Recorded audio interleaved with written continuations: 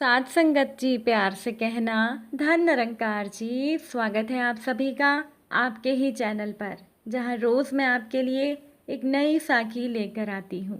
आज फिर से हाजिर हूं मैं आप सभी के लिए एक नई साखी लेकर। तो चलिए आज की साखी सुनते हैं। साथ संगत जी, बहुत पुरानी बात है कि एक बार एक गांव में बाढ़ आ गई। बाढ़ में निर्धन किसान भोला का सब कुछ समाप्त हो गया। भोला का घर गिर गया और फसल उजड़ गई। यहाँ तक कि उसकी गाय और बैल भी पानी में बह गए। अब बेघर भोला के सामने परिवार को पालने की समस्या खड़ी हो गई। भोला ने निश्चय किया कि वो पड़ोस के गांव में जाकर मजदूरी ढूंढेगा। साथ संगत जी, भोला को मजदूरी ढूंढने में कोई दिक्कत नहीं हुई। एक दयालु किसान ने भोला को अपने खेतों में काम करने के लिए रख लिया। अब भोला मेहनती तो था ही, उसकी मेहनत से किसान की फसल बहुत अच्छी हुई। किसान ने सोचा कि ये सब भोला की कड़ी मेहनत का ही नतीजा है, इसीलिए उसे भी लाभ का कुछ हिस्सा मिलना ही चाहिए। उस किसान ने भोला को अपने पास बुलाया और कहा कि भोला, तुम्हारी मेहनत से फसल में मुझे बहुत लाभ मिला है। मैं बहुत खुश हूँ और मैं तुम्हें भी इस लाभ का कुछ हिस्सा देना चाहता हूँ। तुम उसे अनाज के रूप में चाहते हो या किसी दूसरे रूप में? अब किसान की बात पर भोला सोच में पड़ गया कि वो किसान से क्या मांगे, अनाज मांगे या कुछ और। उसे ध्यान आया कि मजदूरी में से उसने कुछ रुपए बचा कर रखे हैं, जिनसे कि वो कुछ महीनों तक अपने परिवार का पेट भर सकता है। इसीलिए भोला ने किसान से कहा कि आपकी मुझ पर बड़ी कृपा है। अगर आप लाभ के रूप में मुझे कुछ देना ही चाहते हैं तो मुझे खेती के लायक थोड़ी सी ज़मीन दे दीजिए। अब किसान ने भोला की ये इच्छा पूरी कर दी। इस बात से भोला बहुत खुश था। प्रसन्न भोला अपने ही गांव के एक धनी किसान के पास पहुंचा और उसने मदद मांगी कि अगर वो धनी किसान उसे एक हफ्ते के लिए बैलों की एक जोड़ी उसे खेत जोतने के लिए दे दे तो उसका बड़ा उपकार होगा। भोला ने अपने गांव के धनी किसान से कहा कि वो काम खत्म होते ही उसके बैल वापस लौटा देगा। अब भोला के कहने पर उस धनी किसान ने बैलों की एक जोड़ी भोला को दे दी। भोला ने खेतों की जुताई बुआई कर ली और एक दोपहर वो बैलों को लौटाने के लिए चला गया। जिस समय भोला बैल लौटाने गया उस समय वो धनी किसान भोजन कर रहा था। उसने भोला से कहा कि बैलों को बाड़े में बांध दो। भोला ने वैसे ही किया और वो अपने घर चला गया। साथ संगत जी, अभी भोला अपने घर पहुंचा ही था कि धनी किसान ने उसका दरवाज़ा खटखटाया और कहा कि बैलों की जोड़ी कहाँ है? भोला ने कहा कि बैल तो मैं आपके बाड़े में बांध कर आया हूँ। लेकिन धनी किसान ने कहा कि मेरे बैल तो बाड़े में है ही नहीं।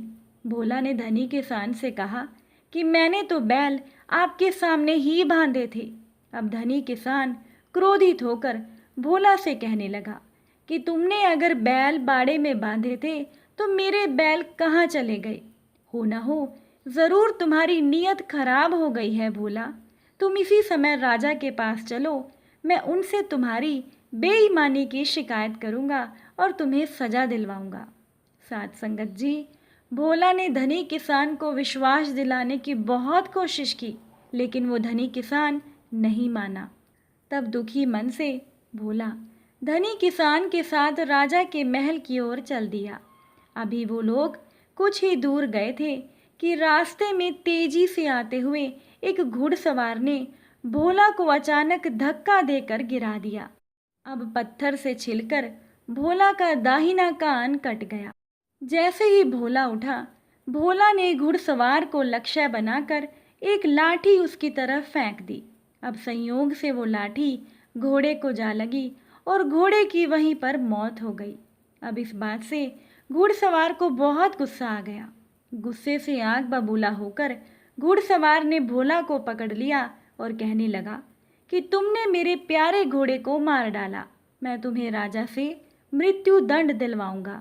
ये कहकर घुड़सवार भी धनी किसान और भोला के साथ महल की ओर चल दिया। अब चलते चलते रात हो गई। उन तीनों ने नगर के बाहर ही डेरा डाल दिया। साथ संगत जी, वहां पर कुछ नट भी ठहरे हुए थे। अब रात में भोला सोने के लिए लेटा तो उसका मन भारी हो गया। भोला ने सोचा कि दुर्भाग्यवश जो कुछ भी मेरे साथ घटता चला आ रहा है, चाहे उसमें मेरा दोष हो या ना हो, लेकिन राजा आजन्म मुझे कारावास की सज़ा ज़रूर सुनाएगा और फिर मैं किसी भी प्रकार से अपने परिवार की देखभाल नहीं कर पाऊंगा तो भला फिर मेरे जीने से क्या फ़ायदा। इससे बेहतर है कि मैं अपने जीवन का अंत कर लूं। ये निश्चय करते ही भोला आहिस्ता से उठा। उसने नटों के सामान से एक रस्सी निकाली और उस रस्सी को बरगद की डाल पर लटका दिया। फिर उस रस्सी का फंदा बनाकर गले में पहनकर भोला लटक गया, लेकिन वो रस्सी कमज़ोर थी, वो टूट गई और भोला नीचे सोए हुए नटों के मुखिया के ऊपर जा गिरा। अब भोला के बोझ तले दबकर नटों के मुखिया की भी मृत्यु हो गई और इस घटना से नट जाग गए। उन्होंने भोला को पकड़ लिया और निश्चय किया कि वो भी उसे राजा के पास ले जाएंगे और न्याय मांगेंगे। अब दूसरे दिन तीनों अभियोगी भोला को रस्सी से जकड़े हुए राजा के दरबार में पहुंच गए। उन्होंने राजा को अपनी अपनी शिकायतें सुनाई और फिर उन्होंने राजा से प्रार्थना की कि वो दुष्ट भोला को उसकी करनी का उचित दंड दें। साथ संगत जी, राजा बहुत बुद्धिमान था। राजा को सारी बात समझ में आ गई। सबसे पहले राजा ने धनी किसान से पूछा कि जब भोला बैल लेकर आया तब तुम क्या कर रहे थे। धनी किसान बोला कि हुजूर, मैं भोजन कर रहा था। फिर राजा ने धनी किसान से पूछा कि क्या तुमने बैल देखे थे। किसान बोला कि देखे थे हजूर। फिर राजा ने किसान से कहा कि वो बैल तुम्हें वापस मिल सकते हैं। धनी किसान ने पूछा कि वो कैसे हुजूर। राजा ने धनी किसान से कहा कि पहले तुम भोला को अपनी आंखें निकाल कर दो, क्योंकि जिन आंखों से तुमने बैलों को देखा था उसकी बात पर विश्वास करने को तुम तैयार नहीं हो। अब राजा के इस फैसले से धनी किसान घबरा गया। इसके बाद राजा ने घुड़सवार से पूछा कि भोला का कान कैसे कट गया। उस घुड़सवार ने कहा कि महाराज, इसे रास्ते में पत्थर लग गया था।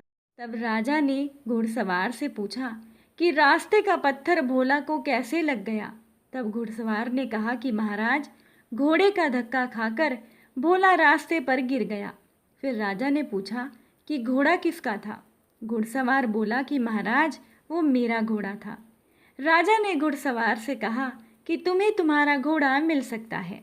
अब ये सुनकर घुड़सवार के चेहरे पर चमक आ गई। उसने राजा से पूछा कि महाराज, वो कैसे। तब राजा ने घुड़सवार से कहा कि तुम भोला का कान लौटा दो, ये तुम्हारे घोड़े के प्राण लौटा देगा। अब राजा के इस फैसले से घुड़सवार की बोलती भी बंद हो गई। अब बारी आई नटों की। राजा ने नटों से प्रश्न किया कि रस्सी किसकी थी। तब नटों ने कहा कि वो रस्सी हमारी थी हुजूर।